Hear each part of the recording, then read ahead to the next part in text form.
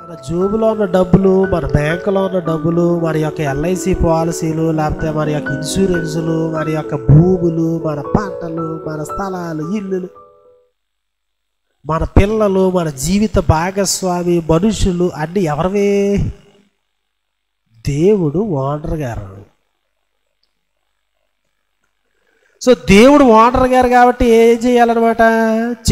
ఏ చెట్టు మధ్యలో ఉండాలి, ఏ చెట్టు చివర ఉండాలి, ఏది మనం తినాలి, ఏది తినకూడదు, ఇవన్నీ ఎవరు చెప్తారు? ఎవరు చెప్పాలి? ఓనర్ గారు ఆయన చెప్తాడు.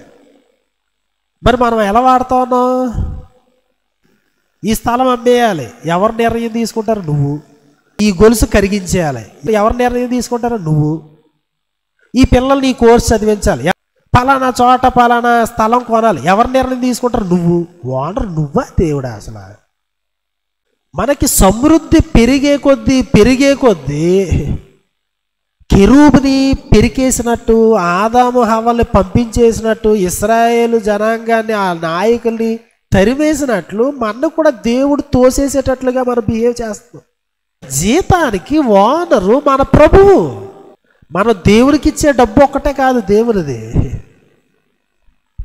నీ ప్రాణమే ప్రభువుది. అసలు నేను ఓనర్ని అయిపోతాను. ఎందుకు ఓనర్ అయిపోతావు? తినడానికి తక్కువే కాదు, నువ్వు రూల్స్ రాసుకోవడానికి, నీ ధర్మశాస్త్రాన్ని, నీ రాజ్యాంగాన్ని నువ్వు రాసుకోవడానికి. దేవుడు ఎందుకు? దేవుడి దినాన మన హెచ్చరిస్తున్నాడు, నీ దీపస్తంభాన్ని నేను తీసేస్తాను జాగ్రత్త అంటాడు. సంఘాన్ని కూడా వదలలేదండి. చివరిలో ఆయన వెనకాడ ఆయన ఓనర్షిప్కి వ్యతిరేకంగా నుంచుంటానంటే ఆయన రోషం కలిగిన దేవుడు. ఓనర్ ఒక్కడే ఉంటాడు.